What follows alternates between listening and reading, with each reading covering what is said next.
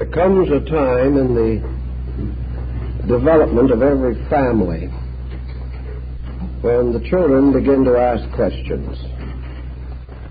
And one of the questions that can be looked forward to with some apprehension is the inevitable one: where did I come from? The family braces for this, and according to its own insight and its estimation of the intelligence of the child, attempts to explain the origin of life. First of all, of course, the child is asked, where did I come from? This is always overlooked, for there is no ready and available answer. The parents, if they are modern and feel that they cannot expose their children to legendary, attempt a simple statement of biology. The best they can possibly hope to accomplish with or without the aid of the birds and the bees is a description of some kind relative to the origin of the physical body of that child. Because the youngster has no particular point in mind when he asks the question, usually merely interested in larger generalities, the child does not normally question further. He accepts an answer that is obviously inadequate because he has no way of estimating adequacy. The matter then rests for a time and may not be brought up again for 50 or 60 years. The information that has been provided is regarded as gospel, and later various courses in school and college support this position. But our remote ancestors, back in the days when they were trying to orient themselves in this universe in which we live, were a little more thoughtful and a little more idealistic in their approach to this large issue. In order to understand where we come from, we have to find out where the world came from. We have to understand the entire process of creation itself. For only against the background of a great universal law or pattern can the development of individual forms of life be properly considered.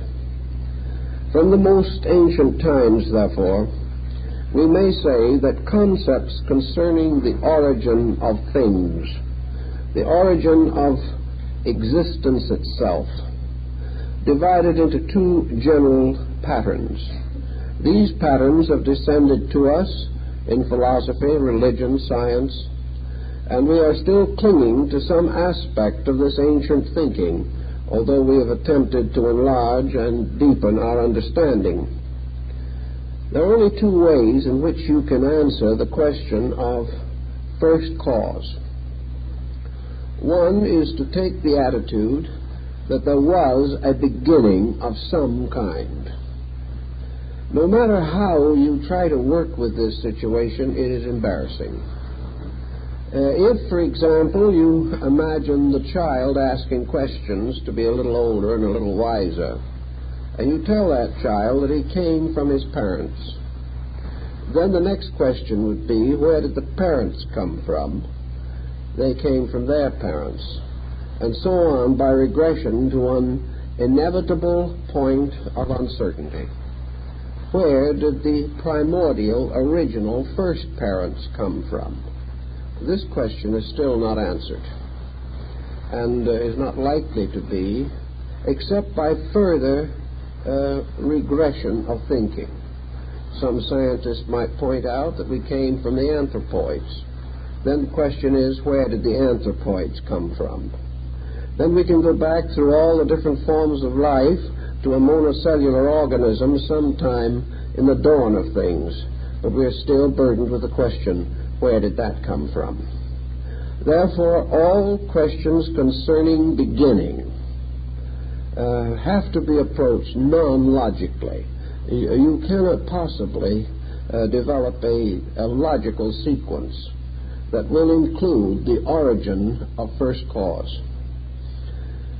The theological approach to this in several different areas has been to assume that creation was created by a divine being. This is probably the ultimate theological regression. It is as far back as even the most pious-minded can think. We must then assume that apart from creation, there was a creator, and that for some reason, at a certain time, long ago, or not so long ago, according to the denomination you belong to, this creator caused by his own will or by the verbum, the speaking of the ineffable word, to cause the world to come forth. Here we have then a creator separate from creation, ordaining it, creating it, fashioning it, dominating, governing, and ruling it, and planning its progress over a period of time. Obviously, this pattern nearly always includes an ultimate dissolution of this world. It returns at some infinite time in the future to the unknowable being from which it came. We seem to have a rather neat package here, except for one difficulty. Where did God come from? What was the nature of this being? Was this being ever existing? The only answer that seems to be possible is, therefore, that it was ever existing. For it is almost inconceivable to man to imagine God growing up from a small child. We are confronted then with deity as an unknowable value, an inevitable and ultimate value, beyond which we cannot go. What constitutes the nature of the divine?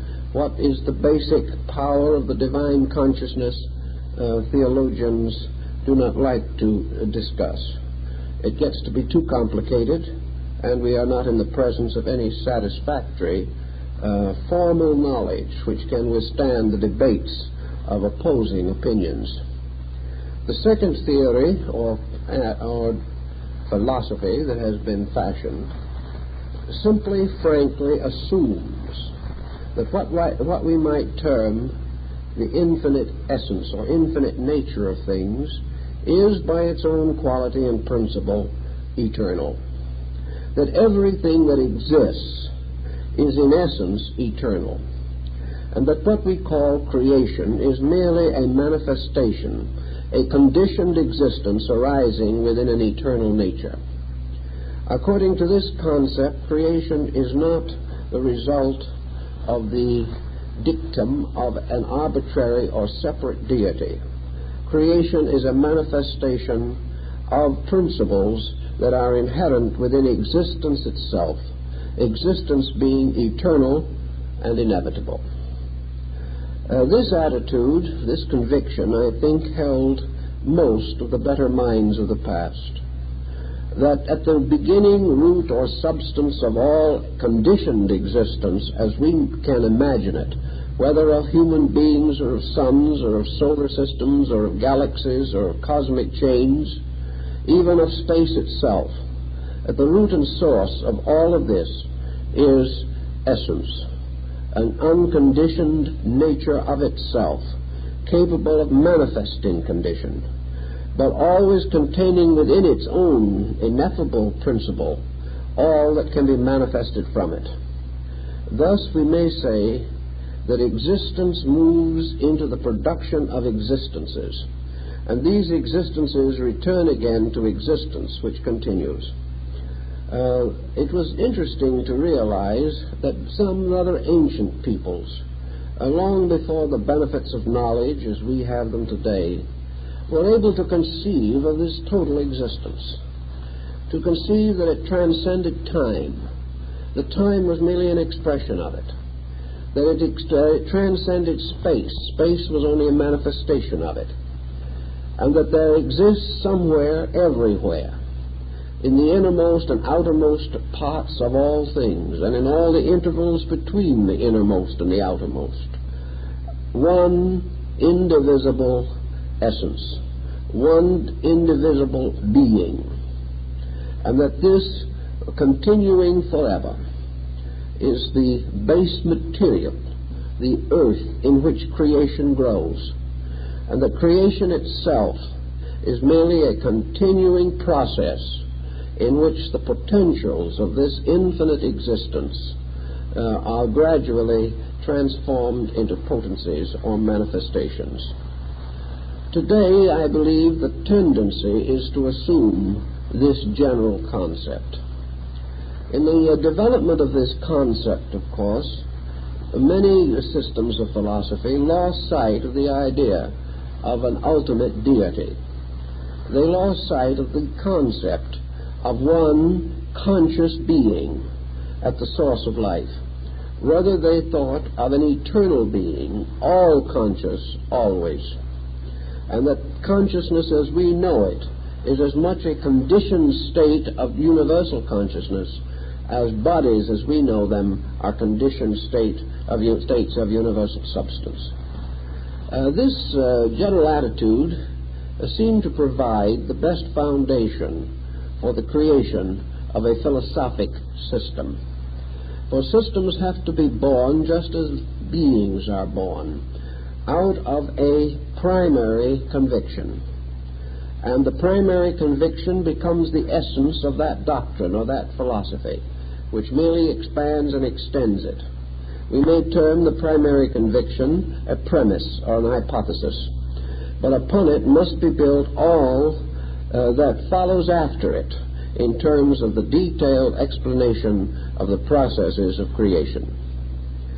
Out of the general opinion and substance of many ancient systems, we can gain a certain basic idea of the beginnings of human thought in these matters. In both East and West, in the most ancient cultural concepts, we find, therefore, that, so to say, in the beginning, or from the beginning, or however we want to call it, throughout eternity, from that which has no beginning or end as we know it, but beginning now in the sense of fundamental, basic, that which is the source of all else, that in this kind of a beginning there was an infinite essence, infinitely diversified, spreading through all time and space as a great principle of life. That this life principle transformed what might be termed vacuum into a dynamic space area or field. This field is limitless, eternal, inevitable, and it extends not only beyond the stars as we see them, but beyond all creations of all kinds, beyond even our imagination. This is one potency, one tremendous dynamic. And this dynamic is invisible to us, beyond our comprehension, has no form or shadow by which we can see it, and in its natural and inevitable state is not even imaginable by us. Consequently, we cannot define this nature. We can only accept in terms of thoughts or in terms of words that there is this unconditioned eternal, and that in some mysterious way this is the cause that existence as we know it can exist. That existence can exist only because life exists. And life itself is one of the basic manifestations of space, of eternity. And it causes from its own nature all the living things that are dependent upon life for their existence. So we can either consider the ancient writings of the Zohar, the Kabbalah of the early Jews, or the ancient Vedic writings and particularly the Puranas of the Hindus, or the I Ching, the classic of change, the ancient book of China, or any one of many other early records.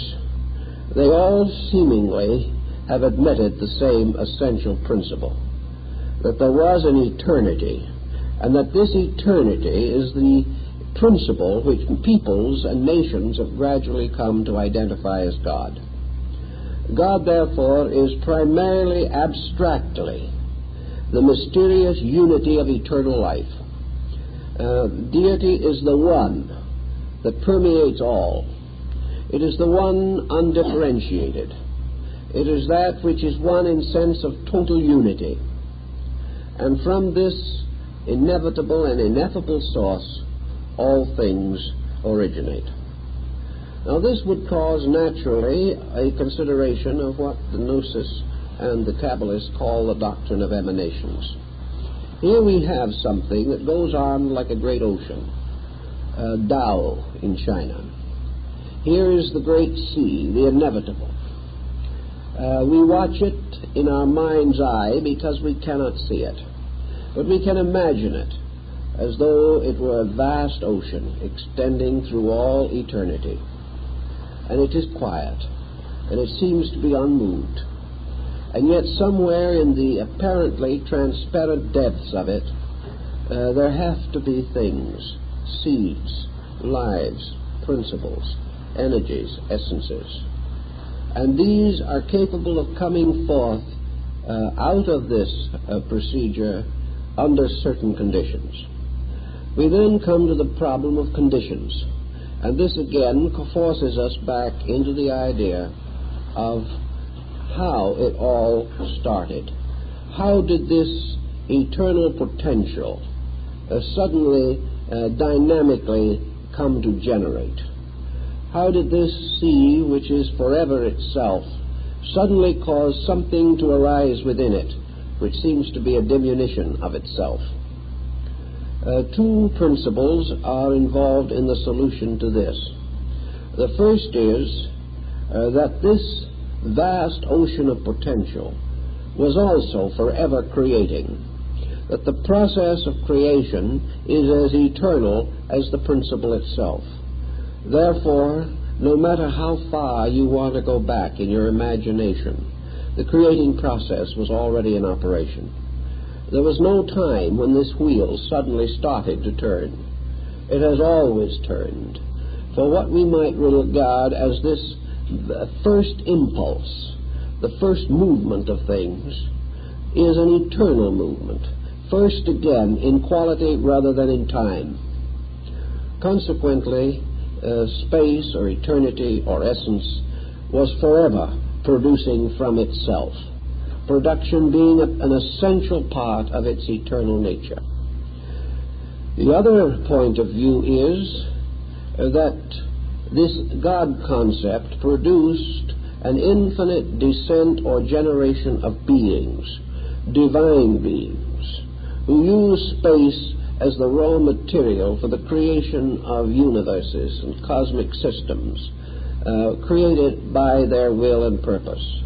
And that this chain of descending beings is also eternal, that it never began and it never will end, but that there is in this space itself, as part of its own nature, an eternal descent of creators, that part of space's own structure is creative consciousness, which manifests automatically and continuously forever. Well, for people who did not know anything about our modern thinking in astronomy and physics and all these subjects, this was pretty profound reasoning. But as we study it more carefully, we begin to appreciate some of the validity of this pattern. That universes come and go, worlds are fashioned as men are fashioned, and disappear again as men disappear. But as the passing of the individual has no permanent effect upon the unfoldment of humanity as a collective, so the passing of 1,000 solar systems has no effect upon the eternal movement or eternal unfoldment in space itself. For space is ever begetting, ever producing, and gradually the forms which it engenders disappear back again in their fatigue or exhaustion into the principles which created them. In the Indian philosophy, we have an interesting sidelight on this point. For in the Indian thinking, creation is not only this continuous production, but it is dominated by a law of periodicity. The so-called creating powers do not create continuously. They create for a certain length of time, and then the creating principle and all of its productions fade again into a kind of sleep, which in India is called a pralaya. In this particular concept of things, the idea is that the life of a creating deity is also measured in time. This time is infinitely greater than anything that we can imagine. The life of one of these creative deities may extend into hundreds of billions of human years. Yet this being in some way emerged, not by the process of growing up as we know it, but by a parallel or equivalent process, a process of unfolding.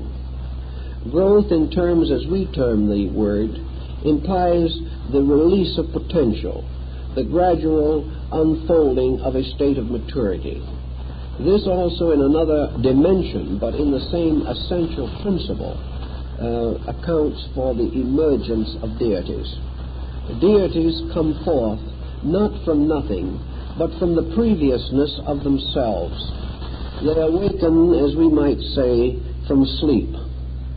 And the intervals between the great creative cycles of a deity are referred to as intervals of sleep. And the manifestation of this deity is referred to as a day of manifestation. And the retiring of this deity into non-manifestation is called a night, or a period of sleep. These together are referred to as the days and nights of Brahma. Now, in this particular pattern, of course, we are referring only to a deity. And it makes no difference whether this deity is the ruler of a solar system or the creator of a vast galaxy. All the time, deities, as expressions of the infinite, are coming into manifestation, awaking from the sleep of ages, or as one of the ancient books says, rousing themselves from the 7 nights of rest. So that there are 7 cycles of rest and 7 days of manifestation, symbolically, to make up the life of the creating power. In emerging, therefore, this deity takes the place, perhaps, of some other that is fading into sleep. And as there are millions and hundreds of millions of these systems in space, in all different degrees of growth, maturity, and decline, space itself continues to be forever inhabited by creations, just as the earth is continually inhabited by creatures, although none of these creatures has a continuous existence as far as we can see or tell. This is a pretty large concept, but is almost certainly the best that we know at the present time. So to summarize the point as far as we have gone, we can simply say that space itself is like an infinite universe of existences, and that the stars and the great constellations and the great orders of life are like hosts of beings inhabiting space, subject to all the laws which in a small way man is subject to, but still, like man, having this mysterious power of perpetuating the great purpose of life, although as an individual he cannot perpetuate himself physically indefinitely any more than a solar system can. All stars and planets and solar systems and galaxies must in time fade away, but as they fade, others will take their places, and the continual process will be unbroken. In this same thinking also, those that fade away do not surely or truly die. Man may fade away as far as his manifestations are concerned. His body disappears. And in the case of the universe, the great luminary, the great sun in the center of a solar system, may gradually burn out. But this does not mean that the sun dies. It merely means that it retires from an objective to a subjective state again, in this great ebb and flow of the tides of life. For in the processes of creation, there must always be this duality of motion, the two motions recognized by Lao Tzu. There must be the outflowing motion and the returning motion, as in the case of the movements of tides. Now this involves then a concept of where these various deities came from in their own eternal existence. Here we then have another chain of patterns which belong to part of the concept of eternality itself. Life is an infinite progression of patterns. Life is an infinite unfoldment of infinite potential. No one can say or even imagine what the total potential of existence is. But it is assumed in philosophy of the idealistic nature that this potential, like the theological assumption of God, is infinite.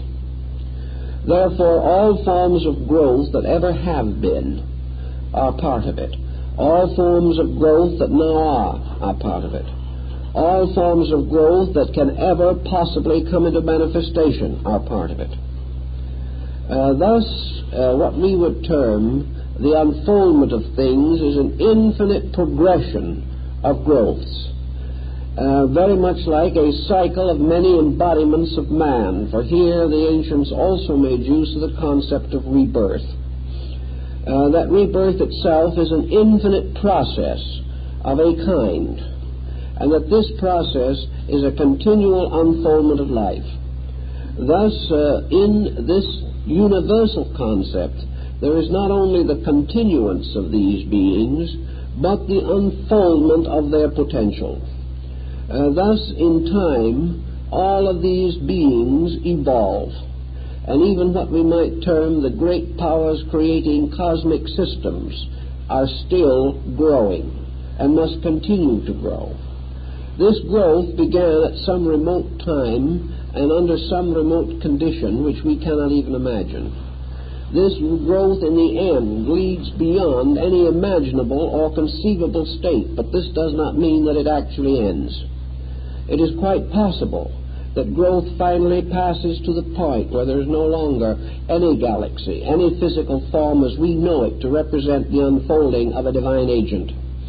But this simply means that as far as we are concerned, the process of growth passes beyond our conception, and therefore we assume that it ends. We assume that when the galaxy dies, it dies. But this is no more a truthful assumption than the idea that when man dies, he is dead.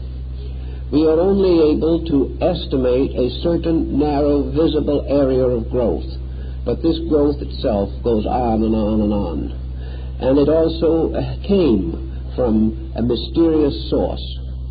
Now, philosophers and mystics, faced with this enormous sense of condition, also had certain hesitation within themselves. They did not actually know how to handle the idea of anything being so completely infinite and at the same time finite. They could assume that perhaps the most advanced deities imaginable in space, even the 12 great gods of Miru themselves, could have begun at some incredibly remote time to grow up as man has done, as tiny organisms upon a tiny planet somewhere, that they too may have been atoms and electrons, that they may have been minute forms of life, infinitely less than we can imagine, even like the lives that make up our own body, which we cannot really estimate.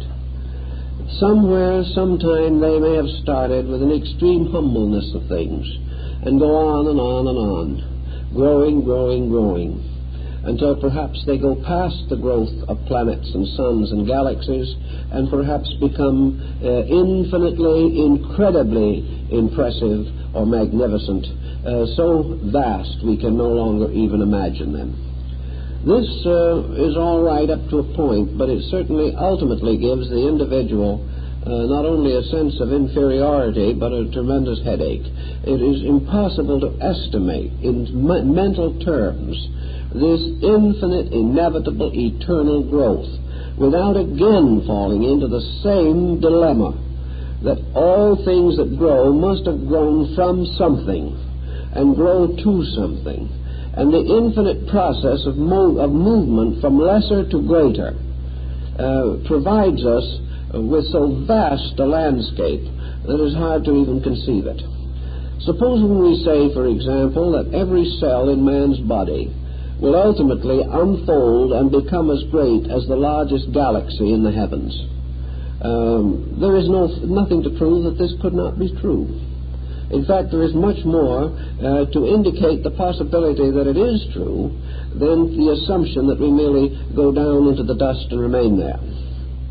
Yet even if this is all true, growth going on beyond imaginables and incredibles seems to present us with the possibility that somewhere, sometime, there will be such an incredible amassment of these vast things that even space might be exhausted by them. There is the same problem as was theologically expressed in early Christendom as whether or not the invisible universe was large enough to take care of the souls of the dead, because the souls of the dead are so greatly outnumbering the living. And from all living things forever, something pours out into the invisible. Is there any possibility that the invisible will ultimately become full? And as this now involves an added dimension of enlargement, qualitatively and quantitatively, the situation that evolution presents is almost as difficult. An infinite condition, an ultimate, in which all things are infinite, becomes rather a big problem. The philosophical people, therefore, came to the conclusion that at some point or some time, things fulfill their archetypes.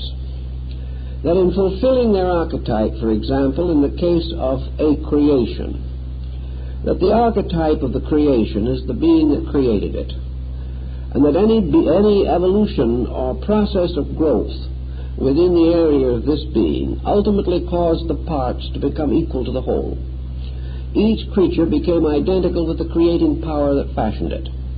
And in Indian philosophy, when this identity is reached, the creation becomes identical with the creator. The creature and the creator have no longer any interval between them, and the part sinks back again to become one with the totality. That somewhere then in the infinite of things, all divided parts are reunited in their own cause. Thus, in the very last of everything, it is the deity of the creation that evolves. And this evolution is caused by the growth of the parts of itself.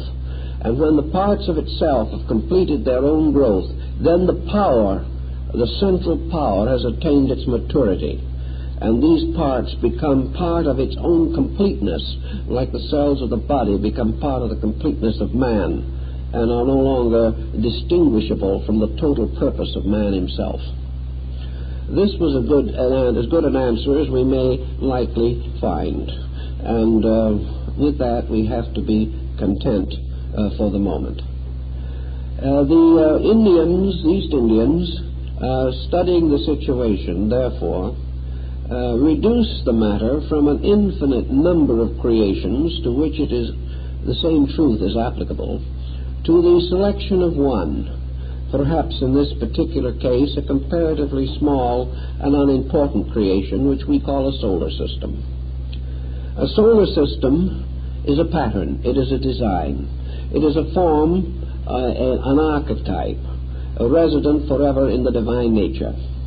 In other words, space in all of its parts is archetypal. All things grow according to patterns. All life carries pattern intrinsic within itself. Thus, a life unfolding or evolving does not become a helter-skelter mass of animations. It becomes an organism, a structure, a thing in which there are limits upon all manifestations of activity, these limitations making possible the gradual emergence of a specific form of life. We can't imagine what would happen if the life of carrots suddenly became beets, or if the life of man suddenly changed into an animal. These things are inconceivable, and there is no example of their ever occurring.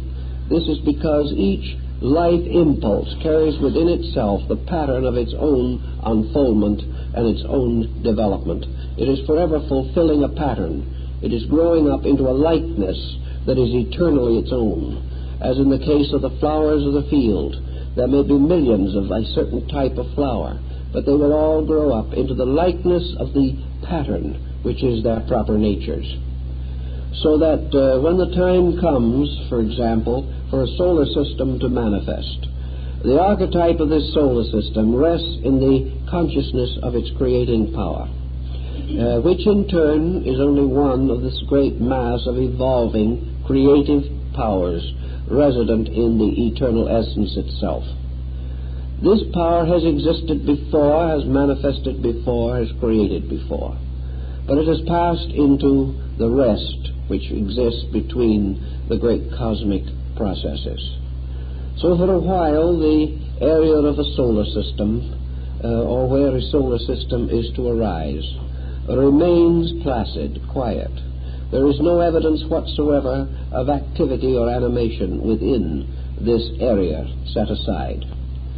Then, as the ancients said, a motion or an activity begins. This activity is very much like the impregnation of a seed or the beginning of the growth of the baby chick in the egg. There comes a time when, to use an old term, the space involved in this process curdles, that activity arises within its own essence. This activity being the re-emergence of a creating power. This re-emergence is extremely gradual and takes place over a vast period of time, millions and millions of years.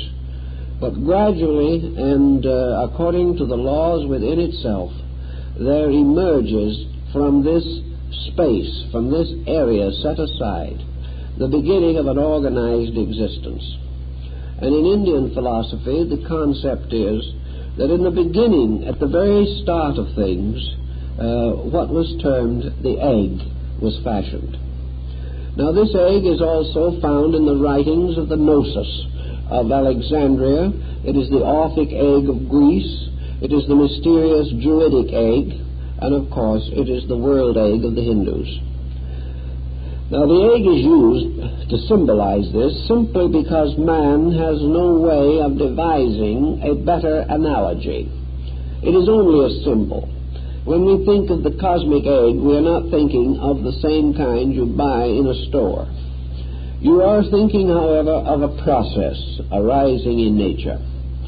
That what we call this process has to do with the gradual arising of a fertile condition, a condition in which situations are taking place by means of which the evolution of a universe is possible. According to the beginning of the ancient system, at the very commencement of this great process, in which the deity who is to be a solar system is awaking from the 7 nights of rest, sleeping like Vishnu upon the coils of the 7 coils of the serpent of eternity. When the time comes for this to happen, the consciousness of this being, in the Hindu might be likened to Brahma, or in the Kabbalah would be likened to Ain, the boundless, or in the Gnostic theory might be considered Ildaboath, Lord of the Aeons, in the Nordic Allfather. When the time comes for the manifestation of this, the fiat or creative word consists of an energy or a ray descending from the consciousness of the being, and this ray striking the mysterious albuminous substance of space, spreads through it, fecundates it, and sets it aside for the creation of a world. This might then be likened to the fact that it is the first step in the incarnation of a being into a body or a form. In the Greek system, the incarnation was the result of this ray, causing the primary division of the two natures or ultimate conditions of space itself. Space was therefore regarded as potentially capable of sustaining two conditions, a point that was also made by Pythagoras. These two conditions become the beginning of polarization, and polarization is the beginning of creation. Creation and polarization are both the beginnings of division, and as Pythagoras also said, division is the beginning of death. Consequently, embodiment, the creation moving from its eternal suspension into objectification, by its first movement, determines its own end. In other words, the moment the duality appears, the division of homogeneous existence into a polarized condition, the moment this occurs, the disintegration of this compound becomes inevitable. Two is the beginning of compound, and all compound is mortal. Therefore, all compound must be dissolved, as we find inscribed on the monument of Lord Bacon at St. Albans. This division the Greeks called ether and chaos. It represented the division primarily of that part of existence set aside for a pattern of creation and that part which was not set aside. We have in this cosmic system always to remember also that in another place in space other universes were in various degrees of unfoldment. We are only referring now to the beginning of a particular solar system. Others already exist, others will exist, some are disappearing, but now one is coming into birth. And in this coming into birth there is what the ancients call striving. And all existence, all life is called the son of striving. And striving represents polarity operating upon itself. And in the Gnostic and in the Greek, the action of the two principles, ether and chaos, on each other produce a motion. This motion is a whirlwind, a great turning of two currents, one affecting the other. It is like the inevitable force and the immovable object. These contrasts create motion, and motion is the beginning of creation as we know it. In the ancient Nordic Eddas, we find, for example, that in the beginning there were two giants, two orders of giants, frost giants and flame giants. And these two standing one group on each side of the great cleft in space, which is the Hindu egg of Brahma, or the great womb of Miru within which creation exists. These giants, one of flames and the other of ice, hurl their flames and their ice into the abyss. And out of the strugglings, out of the strivings, out of the torturings of fire and ice, striking together, vast steam arose, great mists came and covered the surface of creation. And out of the substance of this mist was fashioned the body of Ymir, the frost king, the first of all forms. And from his form, the gods later fashioned the world. But in our more simple, less symbolic system, the concept is simply that by this creation of duality, a space, a place was set aside in eternity, and in that moment time was born, dimensions were born, durations were set up, and the inevitable incarnation of the deity itself was decreed. In the course of time, the deity established its most important point. Out of the tremendous strivings of these two, fashioning the egg, there was established a boundary. Boundary being the area, the allotment, as it was called, of space set aside for a solar system. This allotment of space in its own turn could vary. Some solar systems are much greater in size than others. But each of these is determined by the power of the creating being that begins to incarnate. The greater the power of this being, the greater the area which is set aside for it. But in the end, this area is likened to a vast globe. This globe divides space into two kinds of space. The unconditioned on the outside, which remains forever the seminal field from which other worlds can come, and the conditioned or circumscribed space within the sphere. This being now set aside and apart for the creation of a universe, or in this case a solar system. What we might more completely say would be that it is set aside as the potential body of the incarnating solar deity or solar logos. It is important to remember that in most of the ancient systems, the circumference was established before the center. This is a little difficult for us to imagine. We think of a center of light radiating, and that perhaps the extreme circumference of the radius would then become the area of the egg. Actually, however, in the old systems it was held that the circumference came first, even as in the case of the embryo. That which was first only the wall of the cell ultimately becomes the complete covering of the human body, evolution taking place within this, and always this wall, this ring pass knot, constituting the circumference of the deity's space allotment. When this entire area has been permeated with the energy which this being causes to flow into it, we now have a space condition in which there is an eternal life, and we have a limited space allotment in which there is a non-eternal life force operating.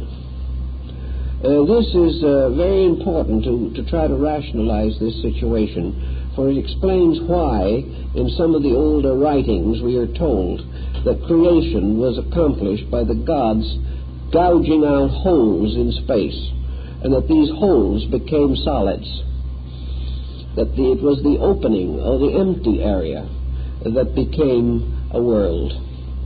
What we are, I think, trying to distinguish here is that the impregnation of abstract space with the life of a deity places a restriction upon abstract space. It is no longer in its pure form. Abstract space has disappeared, so to say, into the composition of concrete space. And concrete space is mortal, durable, non-eternal. And concrete space upon which forms are to be created is less than the abstract space that preceded it. Therefore, in comparison to the original, it is more of a vacuum than a reality. Once this area, like an alchemical bottle in a laboratory experiment of some old chemist, once this material area has been set aside as a globe, a mysterious bubble floating in eternity, then we find the thought that Plato gives us pretty clearly defined, where he says the Logos impresses itself upon creation in the form of the cross. In the beginning, the Logos certainly impresses itself by assuming its position in relationship to this sphere, which is to be its incarnating vehicle. From the materials within this sphere, the body of the created solar system must be fashioned. And it must be fashioned by drawing upon the resources in the part of space which has been allotted to a procedure. In that point, then, according to Plato, the Logos impinges itself upon this sphere at the North Pole. that is, at the upper extremity of the sphere. And here it takes up its original and primary position. From this point, it begins the problem of we would say, conquering the field of its own manifestation. And according to Plato, this is accomplished first by projection from the pole of the now impregnated solar cell. And this consists of these four lines of fission which first appear and which still also appear in development of the impregnated human ovum. Here we find the beginning of the creative process, which is an infinite fragmentation within this great sphere, but the sphere itself is never divided. We are also told, therefore, that this beginning, this first place that arises in this sphere is the famous polar cap. It is the mysterious lotus cup crown of the great solar parent when it incarnates. It is also, in terms of solar systems, it is the imperishable island. It is the place where the powers or deities first descend, as in the story of the Book of Enoch. This polar continent is again mysteriously reflected downward through the various processes of creation until each planet has its polar continent. And in turn, each form of life has the equivalent to its polar continent, including man. For the polar continent in man is at the positive extremity of his magnetic field, being the upper part of the mysterious globe of energy which encloses him and is his miniature of the solar globe. For the human being coming into incarnation first manifests by creating a globe of energy, within which its body will develop by drawing upon the various resources of nature and the magnetic fields of its parents. So this imperishable island, this point, which is the first to come and the last to go, becomes the first link between the deity itself, which is not embodied, and the creation which it intends to fashion. The creation must, like the embryonic development of man, reach a certain degree before it can be ensouled, before it can be quickened by the descent of the Logos into the vehicle which it is building. Now, in the ancient systems of mythology, and also in the Oriental systems, the deity awaking into objectivity, which is reversing its polarity. For actually in Yoga and Vedanta we realize that the so-called awaking of the deity is actually its passing into the sleep of matter. So that what we call awakening is only in terms of our own consciousness. But in order to attain creation consciousness, the being has to sacrifice the eternal consciousness of the space samadhi itself. That is, the infinite, unembodied consciousness. The samadhi, the cosmic state of consciousness, has to be lost in the process of creation. It is submerged. And the deity is beginning to submerge this consciousness in the area which it is set aside for creation. As the deity awakens objectively by going to sleep subjectively, the hierarchs which it has brought with it come into manifestation also. In man, according to the ancient belief, 7 spirits incarnate along with the sovereignty of the divine soul itself. These spirits in man take up the 7 vital functions of the body, becoming symbolically represented in the body by the 7 vital organs, is linked by the 7 units of the endocrine chain, and finally by 7 mysterious points in the brain, which are called the rishi, or governors. Now the same thing happens in the development of the solar system. The point at the north pole of the egg, or of the magnetic field, is the Meru, or mountain of the gods, and it is from here that all of the great creative processes take place. Incidentally, there is no correspondent southern pole, for all the growth moves from the positive. And in the Hindu mythology, the suras, or the great powers of light, work from the north pole, but the asuras, which are the negative principles of receptive darkness, work from the south pole. In the development of this being, those manifestations of its own consciousness, which are primary, first come into manifestation after itself. It gradually turns creation over to these secondary powers, for the only way that it can release them is to go to sleep in them. Therefore, we have the great problem which has oppressed theologians for thousands of years, and that is the Trinity, or the triad of creating powers in India: Brahma, Vishnu, Shiva. In this particular symbolism, of course, as we know, the supreme power goes to sleep as far as its unity is concerned and becomes aware of itself in its three creating aspects as a trinity. It has no longer the full conscious awareness of its own unity, because this unity is absorbed into three points of individualized consciousness, which constitute the triad or symbol of equilibrium. These three become the creative power. That is the power that is actually to become the beginning and ruler of all the processes of creativity. The second is to become the protective, the preservative, and the enlightening power. And the third is to become the reproductive and ultimately destructive power of crystallization or transformation, by means of which the entire pattern is prevented from ever being captured in an eternal likeness.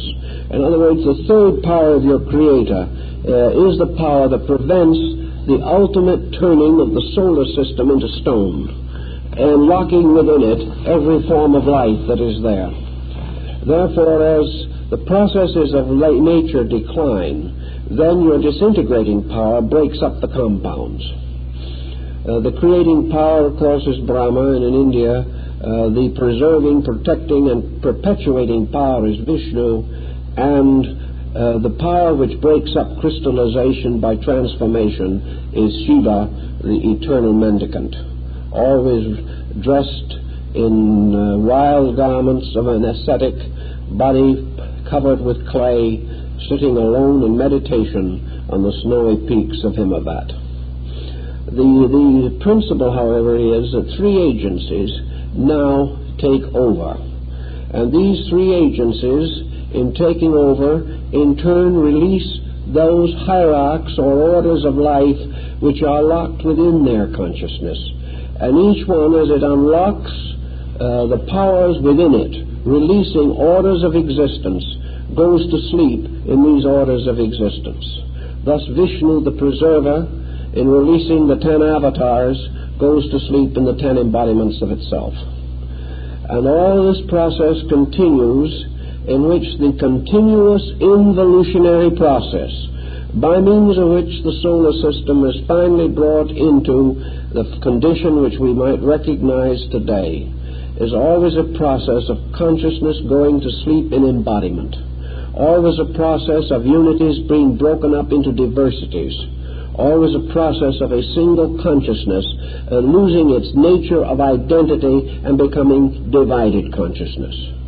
So we finally reach the nadir of this situation, the greatest possible descent of the deity into manifestation. And at that point we have the universe of infinite diversity. We have the universe in which every fragment appears to be completely isolated, in which every substance and essence has its own life and its own purpose, in which there are infinite and countless manifestations of creatures and creations, where there is no longer any communion between these creatures, except perhaps such communion as comes through instinct or intuition. we have then the universe or the solar system as we see it today. We have a solar system with countless forms of vegetation, with innumerable types of insects and fishes and birds, mammals of all kinds, flowers, trees. We have even the magnificent evolving processes in the crystallization of rocks. And we have, perhaps above them all, the mysterious power of man himself, who has also a manifestation of this infinite division of consciousness. Now, the ancients gave to the Trinity, or the basic creating triad of beings, the power to fashion out of the chaotic elements within the alchemical vessel the great formula of life itself. And this process goes on, and the medieval alchemists transformed the entire creation of the universe, the solar system, man, and the human soul into chemical equations. And the study of all these equations is a very fascinating thing, because it finally breaks down again to a highly evolved system of abstract philosophical chemistry. But for all practical purposes, we can't follow every step of the way. We know that as surely as the various powers emerge in their own development, that we will find also the emergence of the planetary system. We find that from the sovereignty of the sun's consciousness will come forth the consciousness of planets. That these planets are miniatures of the solar system, each beginning with a magnetic field within the greater field, each with its own Mount Meru at its northern pole, each therefore producing from itself a recapitulation of the 7 continents, the 7 great oceans, the 7 orders of life, beginning with the mineral, and finally the 7 basic races of men. All of these septenaries arise from the same septenary principle that brought forth the creation of the worlds in the first place. We have your musical harmony, your chemical affinities, and all these things paralleling this ancient system in every possible respect. We may later, as time goes on, be able to refine or improve some of the minor phases of it, but the great principle involved is not likely to be changed, because man has never conceived anything since that was as stupendous and yet as logical in terms of common human experience as that which was developed by these sages of ancient India, Egypt, China, and Greece. These were the great thinkers of the primordial world of man's experience. So gradually this mysterious globe in space begins to fill. It fills in many ways. The Gnostics pointed out that gradually, as the result of this development, a new center was established. This new center, as it came into existence, was necessary in order that the physical world might be generated. This center, like the original one, is not in dead center of the egg, but above the center, but not at the outer, at top, as in the case of the primordial center. In man, 3 centers are recognized as coming into existence: the heart, or spiritual core, and the brain and the reproductive system. These 3 become man's manifestation of the 3 deities. And in the creation of the solar system, these also come into manifestation. The next thing that we find is that near the center of this great circle, or sphere that we have set up, there descends from above, from the imperishable center, a new or extension of life, which moves into a central point. And in this central point, it draws from the entire area of the sphere all of the impregnated energy that is in a solar system is drawn from the circumference by a mysterious spiritual attraction until it gathers into a point near the center of the solar sphere, or this mysterious crystalline bubble in which we find the process taking place. Excuse my inadequacy in language, but some of these are rather taxing to find words for. In any event, the center having been established by privating, as Jacob Bamies calls it, privating the entire interior of the egg. Everything moves to the center to cause something that resembles the yolk of the egg. In the Greek, we have the same principle in the symbolism of the shield of Helios, the sun deity. The area of the circular shield is the egg. The central boss or knob represents the condensation of the spiritual power to a center. And as the energy is all drawn to this center, what is left is called the privation. This is the part that is deprivated of life. This becomes what Bamy calls the great hunger. It is that which cries for life. It is told in the Gnostic series that the Great Mother cried out that she might give birth. And this Great Mother represents the field of the egg after it has been deprived by the central energy, which moves to the center and there forms by a tremendous psychic compression the magnetic body of the sun. The sun, therefore, is the energy of the entire area set aside for a solar system. The sun becomes sovereign of that part which lies within the wall of the egg. Beyond the wall of the egg, the sun has no further sovereignty. And outside of the solar system, beyond a certain point, the sun no longer exercises any influence. It may be seen, it may be sends its own little ray across space, but it has no proprietorship over the evolutionary process. And if a ray of the sun or of some other sun in space goes forth like the ray of a fixed star which has been captured in sound and color by modern equipment, if this ray reaches out and maybe goes across 1,000 solar systems to be recorded by some instrument that we have, this ray, however, does not fertilize. It does not cause any creation in this outside area, only within its own field of manifestation. Once the central sun is therefore created, we come again to the Pythagorean and Ptolemaic theory. In their theory, the egg of the solar system was represented by a circle within which were the concentric rings of the planetary orbits. But at this time, the planetary orbits do not exist. The time we are referring to, the hypothetical boundary of the solar system is represented by a belt of stars. Inside of this, the material is gradually drawn to the center by privation.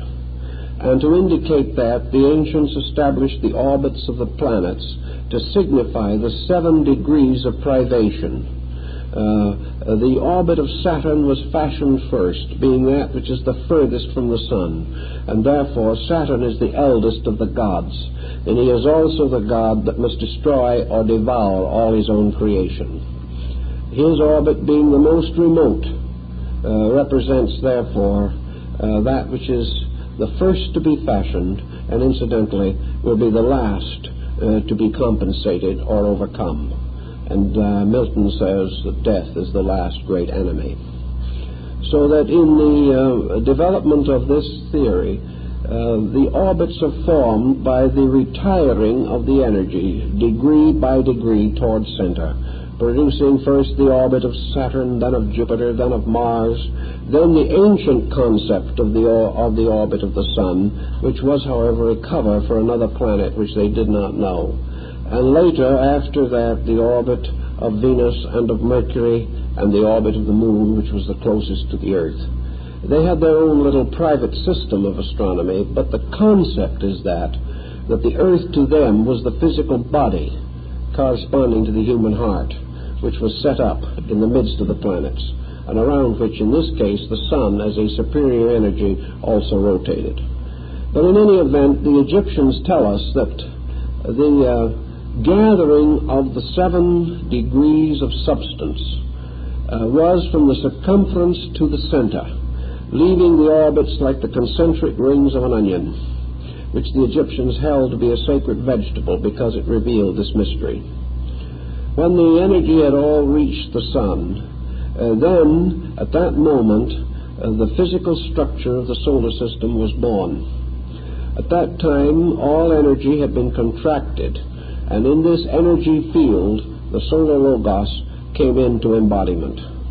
It was then the quickening, and from that time on, the power of the solar principle was no longer operating from outside, from above, or with a conscious, separate understanding of the creative process.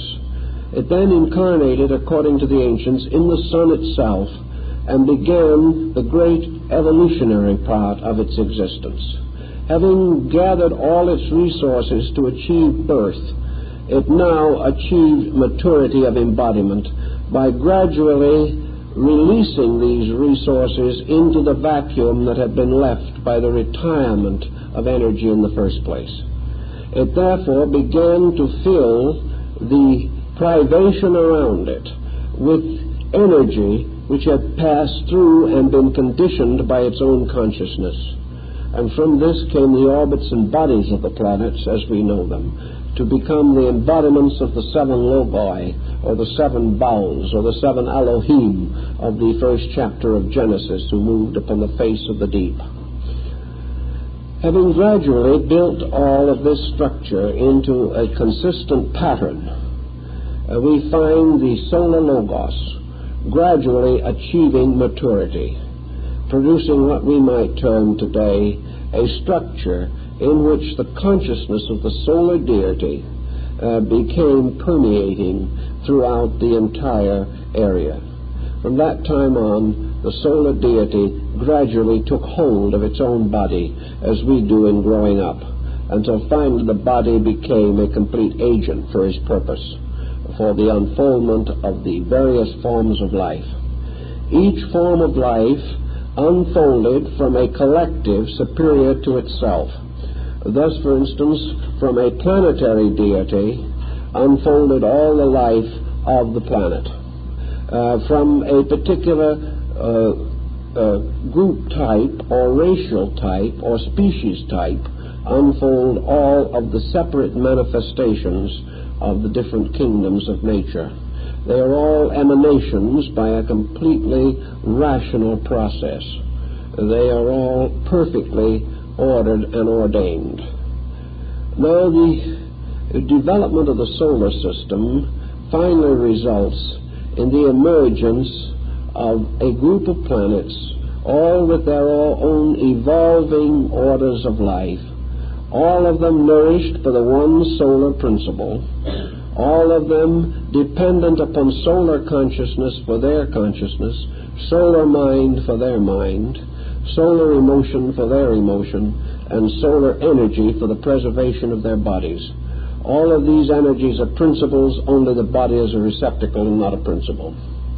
So all these various energies finally become embodied, and in so doing gain ways of manifestation. When they are not embodied, they are not in manifestation. So man gains the power to perfect himself in arts and crafts and skills through the process of embodiment. And through this process he learns the particular lesson of the great solar field of which he is a part. For the solar power itself has impressed a purpose upon the entire procedure, and all creatures within that solar system are gradually moving to the fulfillment of that purpose. Now, there's one other step in this which is intriguing and a little more difficult perhaps, but still worth making a try at in connection with this procedure. A man at various times in his own life experiences qualities or changes within his own nature. He finds, for example, that under certain conditions he is inclined to attempt to improve his nature. He attempts to discipline himself. He attempts to gradually integrate his own purposes. Now we have to realize that as man is born, grows up, passes through childhood, adolescence, and early maturity, and comes finally to the maximum use of his facilities, he still has something else he has to do. And that is, he has to direct and dedicate his efforts to purposes that are proper and appropriate to him. Now, in the solar procedure, something of this nature occurs. It is hard to attempt to define it in such magnitudes as you would find in a solar system, but we still have the same principle involved, namely that the solar logos, or the creating power, using the entire solar system as its physical, emotional, vital, and mental organism, becomes like the compound individual, a series of bodies, a series of factors and forces.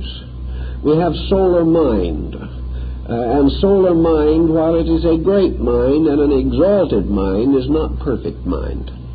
The same with all the other elements. A solar system in the great pattern of things is comparatively imperfect, and it is also even more imperfect when its ruling power has become obscured by the principles of matter. In other words, as it has descended into matter in a kind of symbolic fall, it has lost a certain amount of its own clarity, a certain amount of its own internal comprehension. It must regain this inner comprehension by means of a resurrection. And this resurrection, which is the raising of the dead, is nothing more or less than the release of consciousness from the sepulchre of matter, or of ignorance, of form, of the vibratory pattern which has closed in and limited or reduced the effectiveness of life itself. Now, resurrection being the restoration of consciousness simply means the restoring of the total consciousness of the solar being, and the equivalent in the solar being to what we would term illumination. In other words, this being restored to its own nature, restored to its own full consciousness, attains illumination, a symbolism which we find beautifully developed in the northern system of Buddhism. Here we recognize that the great powers, the Dhyana Buddhas particularly, also pass into samadhi, or pass into a state of meditation. And in this state of meditation, they also achieve an illumination. That there has to be also the awakening of the solar deity itself. This awakening is due in part to the production in nature of forms capable of releasing the higher forms of solar consciousness. Man at the present time is regarded as the creature possessing the most immediate resources for the liberation and restoration of the solar consciousness. This becomes therefore part of the secret rituals of the ancient mystery rites, namely that the dying God dies in man, and that the resurrection takes place by the release of solar consciousness through man. That as fast as this consciousness is released, it is available again to the total experience, and that through this mysterious procedure, the solar being awakens, passing from its own kind of ignorance to its own kind of total enlightenment for itself. In order to achieve this, the solar being subjects its various bodies to discipline. And this is a very interesting point. Just as man, seeking enlightenment or seeking to advance in spiritual insight, must impose certain rules and regulations upon himself for the advancement of his own character and the perfection thereof, so, according to the ancient philosophies, the solar logos, having become embodied, having entered into the chaos of infinite potential, having been immersed or drowned or died in matter, as its consciousness unfolds, by evolution, just as man's consciousness unfolds by the evolutionary process. It reaches the point in its development in which it recognizes the necessity of imposing self-rulership upon self. This experience, of course, is discovered, as Buddha points out, very largely to the Logos by man himself. Man is the one who experiences God's need for discipline. He is the one that realizes in a mysterious way that by discipline or by the integration of his resources, he grows or becomes greater, or his consciousness is subject to illumination. This illumination of consciousness is a release, actually, not of man's consciousness, which is only a fragment of the solar consciousness, but the release of the solar consciousness itself. Thus, every being that arrives at illumination releases a part of the solar consciousness. And the Bodhisattvas, who will not accept the nirvana until the least of all creatures is illumined, represents the consciousness or realization that the perfection of the great being or deity who projected the world is achieved only when every creature in it attains liberation. When that is attained, then the being itself is liberated. Then the mysterious Prometheus, who was crucified for bringing light to man, is released from the rocky crag of Mount Caucasus. Then and then only is the resurrection of the Logos achieved. Then only is the restoration of the golden age made possible. To attain this, therefore, what happens? The individual going out in life seeks teaching, seeks help, and finds that something has been seeking him at the same time. This thing that has been seeking him is the great order of world saviors. This order of world saviors represents the release from within the solar deity of the powers of enlightenment which were also locked within it. For as Buddhism points out, when the great being went to sleep in the previous embodiment, it took into sleep with it the dedicated sages. It took into sleep with it the arhats, the ones who must guard the world during the intervals between Buddhas. It took into sleep with it the Bodhisattvas and the liberated ones, the dedicated ones, and also the great Buddhas of compassion. These were the spiritual force, the moral character, the insight of the solar Logos. And when it began to emerge and unfold again here, when a certain degree of evolution was attained in the structure of the solar system, these various orders of sages began to embody also. These teachers that had also slept in rest in the divine mind until a certain point of evolution was accomplished, were released by the fact that it was then proper for man to be able to comprehend them. As unfolding mind in the solar system became capable of understanding, that which was necessary for that mind to understand was released from the divine mind. And this process kept on and keeps on continuously.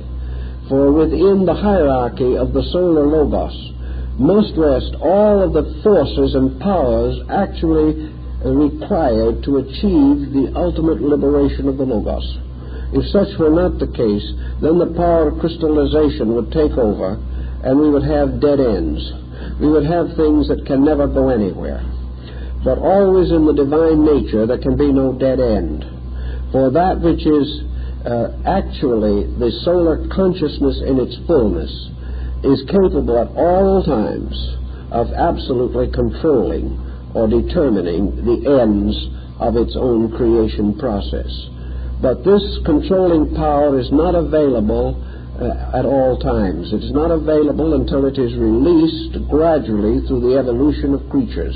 But this evolution is inevitable. Therefore, as time goes on, the problems get more complicated because faculties and natures become more complicated.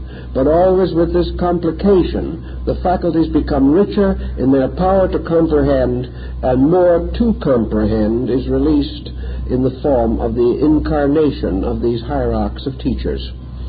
So that actually the government of the solar system is entrusted really to three forces.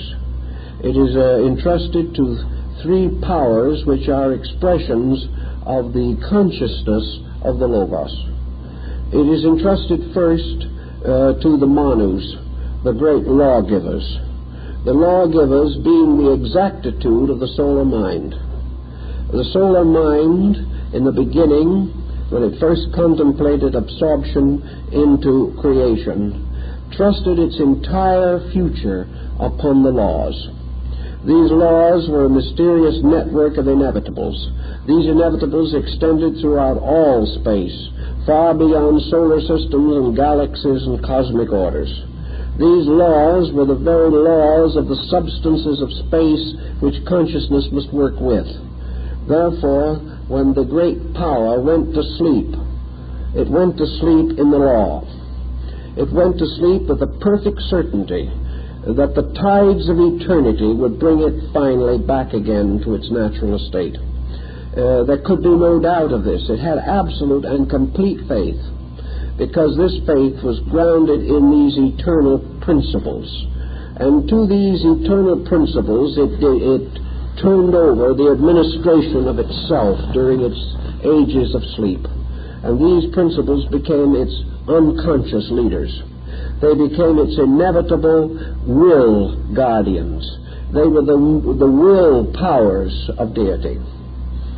And these were the great and inevitable lawgivers. Then the second order of protection that was given was what has been called the Lords of the Heart Doctrine. The Lords of the Heart Doctrine represented the entire gamut of human idealistic conception. All religions, all ideals, all hopes, all faiths, all beauties, all of the great creative arts, everything that inevitably must lead to the perfection of human insight in terms of faith and adoration, beauty, veneration, respect. All of these powers were invested in the Lords of the Heart Doctrine, who were the ones that became the shepherds of men. They were the ones who had to administer love before there were hearts to feel it. They were the ones who had to bring out of the growth of things in their strivings and their struggles and in the terrible chemistries of space, had to finally bring forth natural and kindly regards. From them also came the great patient teachers of human benevolence, the saints and the martyrs, all who gave all of themselves by an instinct which they cannot completely rationalize to the service of mankind. But all such dedicated persons are actually seed lives that were carried over by the Logos at the time it took on embodiment. They were not all fashioned here, but some were fashioned here. And in Buddhism they are differentiated into two orders, therefore, the celestial bodhisattvas and the terrestrial bodhisattvas. The celestial bodhisattvas are the teachers that were brought over from the previous cycle. The terrestrial bodhisattvas, the dedicated disciples who rose here to carry on the work of these teachers. And these two orders work together. As soon as the terrestrial powers, or bodhisattvas, become strong enough, the celestial ones will retire from operation. But only when the world is able psychically, emotionally, and spiritually, and aesthetically, and culturally to sustain itself. The third order of the protectors and so forth were the basis of the scientific and civil administrative powers of mankind. Like the saints and the seers, these also were carried over. There are orders of intellects that were derived from other patterns of life, such as the great philosophers, also the great scientists. And one of the reasons why in evolution we pass from one age to another is because as we evolve, waves of life that have been held in suspension until the environment for them was appropriate come in and contribute their part to the direction of the entire pattern. This coming in of lives that have previously not been present merely means a calling upon other resources within the nature of the solar power itself. All of these principles are within that solar power. All of them were tied into the creation process by the impregnation of space within the sphere of solar creation. All of them were parts of the solar nature, just as all energies in life are part of the wealth which we receive from the sun. And as the symbolism of the sun shows nourishment to all things according to their needs, so these sun nourishment principles become embodied as the various deities of the ancient pantheons and the ancient philosophical systems. This is the reason for the elaborate structure of the Shingon mandalas in Japanese Buddhism. These thousands of deities, and in some instances tens of thousands of deities, all represent nothing but the individualization of the energy of the sun. They are all manifestations of some quality of Dainichi Nyori or the great Buddha Virukana. Actually, therefore, just as every color that we see comes from the sun's light, just as every flavor that we can taste, every odor that we smell, everything that we touch is only a form of sun energy or sun structure. So actually, according to this philosophy, these germinal rays of the sun, forever pouring into the abyss or the vacuum to fill it, will be represented by not only faculties or powers or circumstances or growths, but also as spiritual living beings. They represent the creative energies as specialized beings. In the ancient system, there was no energy that was not embodied in something. There was no mere electricity flying through space from the sun to some human being or to some other structure. All this energy was in the form of hierarchs.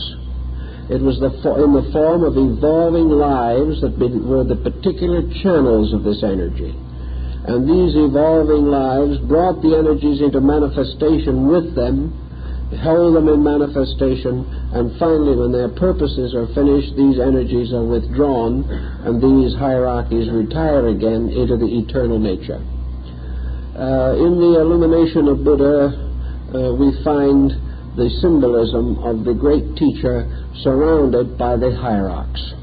We find him in the presence of all the Buddhas of previous cycles. We find him attended by celestial beings.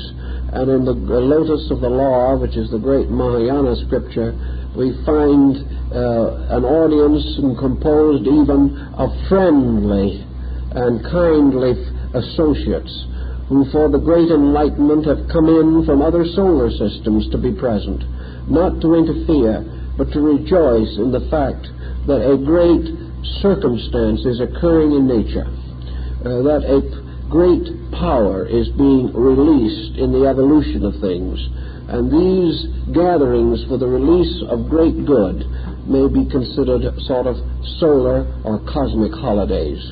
They are days when all the universe rejoices, inasmuch as another phase of the great consciousness of Dainichi Nyori has been released into manifestation. When all this evolutionary process has reached a certain degree of unfoldment, little by little all lives begin to flow back again into the consciousness of the cause.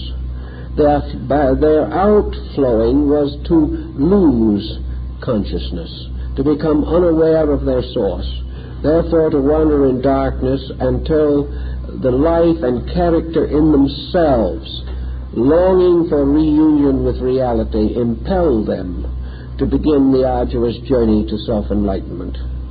But in the great motion back in evolution in the solar system is simply a continuous process of awaking. It is a process of lives becoming more and more conscious of realities. And as the highest solar reality is the Logos, or the power at the source of solar existence, as all the parts of the solar system become aware of this, they return to it, which is, of course, underlying the Buddhist concept of the paranirvana. For the paranirvana is simply the hierarchies returning home to the great spiritual orders to which they belonged, as we also see in the magnificent spectacle of the hierarchs on the petals of the great rose in Dante's Paradiso. Actually, all these hierarchies returning home restore the consciousness of the Solar Logos in Shingon Dainichi Nyori. When they have all come back, when all divided consciousness has experienced again unity, when all divided parts have been drawn together in the indissoluble bonds of insight, the energies slowly become again what they were in the beginning.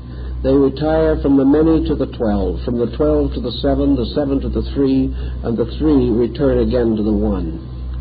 And when they have all returned again to the 1, the solar system has completed a lifetime. At that time, having regained its consciousness, enriched by the tremendous pageantry of growth which has occurred within it during its cycle, the Solar Logos awakens from embodiment. It is released from body as man is released from body. But as man, according to the ancient mysteries, may be released in two ways. We have the same principle involved in this. There is a form of death in which the body is separated from the soul, and there is also a form of death in which the soul, rising, separates itself from the body. And in the philosophical mysteries, the return of these conscious powers under the dedication of discipline, the transformation of men and creatures into avatars, into arhats, into sages. All this means the gradual return of life as consciousness, becoming more and more aware both of itself and of its great overlife. Finally, they all come together again in the consciousness of Dainichi.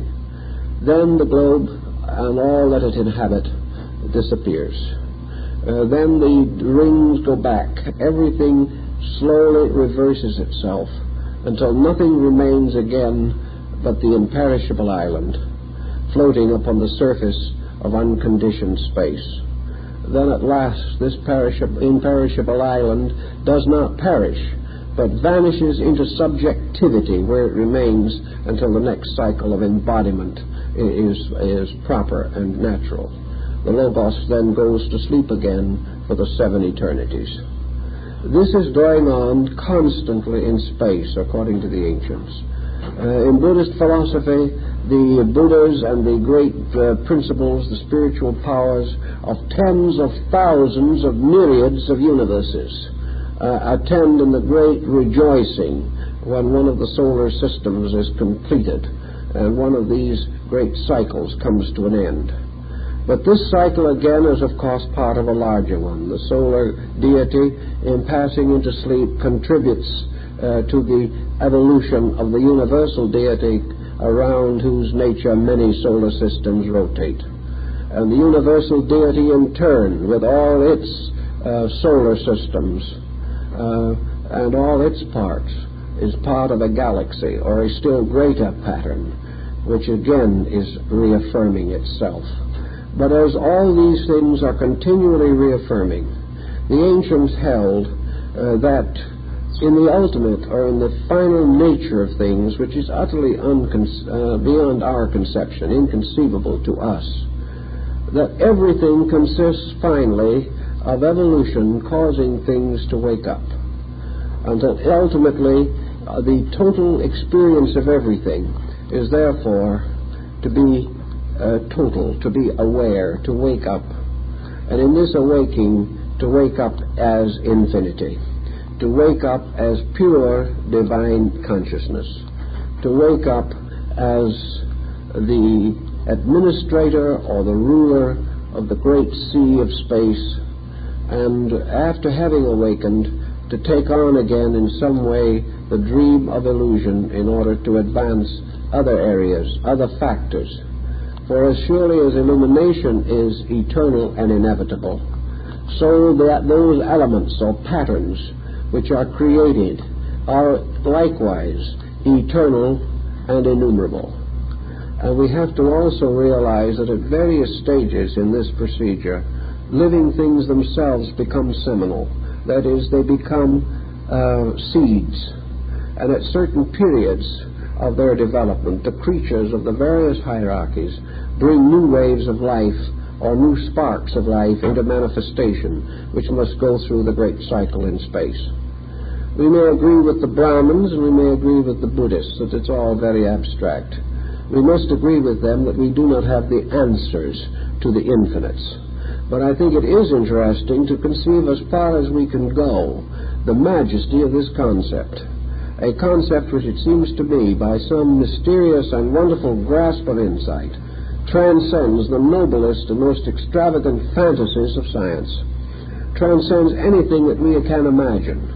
For it not only gives us this infinite majesty of purpose, it gives us the infinite scientific unfoldment of things under law and under consciousness, but it also preserves a tremendous pattern of divine purposes, of great spiritual beings and great spiritual centers of consciousness, constantly and inevitably fulfilling their proper destinies in space. It is a very large concept. Naturally, we cannot grasp it all, but the small fragment that has been grasped has become the basis of most of the world's enlightened philosophies and has stood the test of human experience better than any system upon a less substantial foundation. And so with this perhaps as a basis, we can proceed to further phases of the ancient concepts of creation as they are found in the old teachings. Well, I think that's enough for this evening, and thank you very much.